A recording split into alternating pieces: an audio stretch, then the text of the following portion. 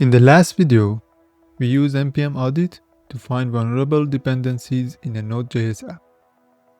That works well, but it only works for one language, in one terminal, and one repository at a time. In this episode, we will bring that information into one place using GitHub's dependency graph and vulnerability alerts. I'm starting from a repository that contains a Node.js web app. You can see the package.json at the root.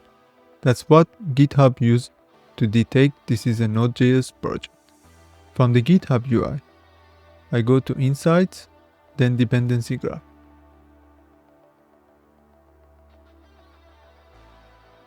GitHub scans the repository, detects supported package manifest, and shows a list of dependencies, all in one place, right here in the browser.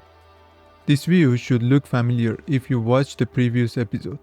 It's essentially the same dependency information npm audit showed us in the terminal, but now it's inside GitHub. If I click into the ESLint web framework dependency, I can open its repository and go to Insight and Dependency again. Now I see the dependencies of ESLint itself, the deeper layer of the tree. Not just what my app depends on, but what those packages depend on. And for some projects, GitHub also shows a dependence tab, public repositories that rely on these packages. That's particularly useful if you maintain a library. You can see who might be affected when you release a fix or breaking change. Now let me open a different repository. This is also a Node.js app. Same package.json, but this one is private. When I go to Insights and then Dependency Graph, I see a message. This feature is not enabled. This is very common for private repositories. GitHub doesn't automatically analyze private repos unless you turn this on.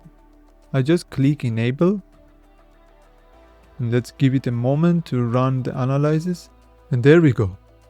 The dependency list appears.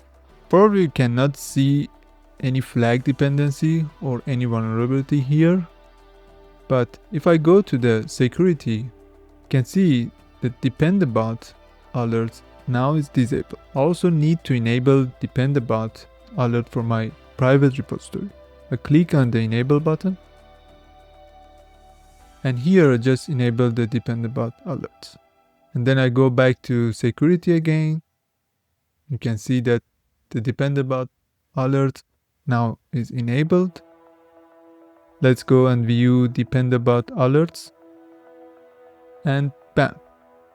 The same vulnerabilities that npm audit flag in the terminal. They are right here in the security tab. And here's something worth knowing. Both tools are pulling from the same source. npm audit actually queries the GitHub advisory database under the hood. So GitHub isn't an alternative. It was already powering that local tool all along. The difference is that once your code is on GitHub, you don't have to remember which command to run. Everything is in one place, across every repository.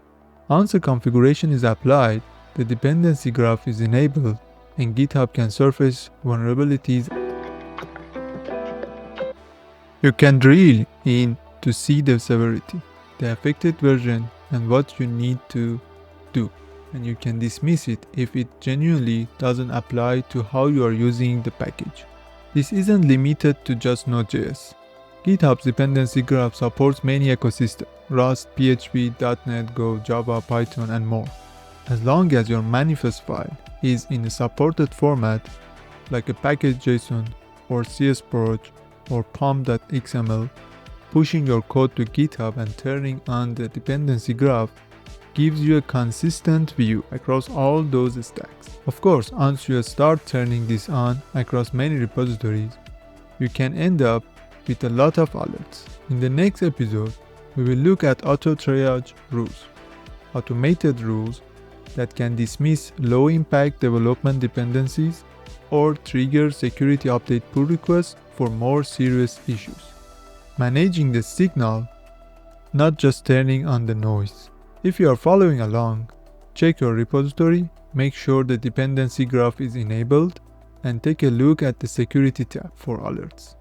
Then join me in the next video to learn how to keep that alert list under control with rules and automation. See you there.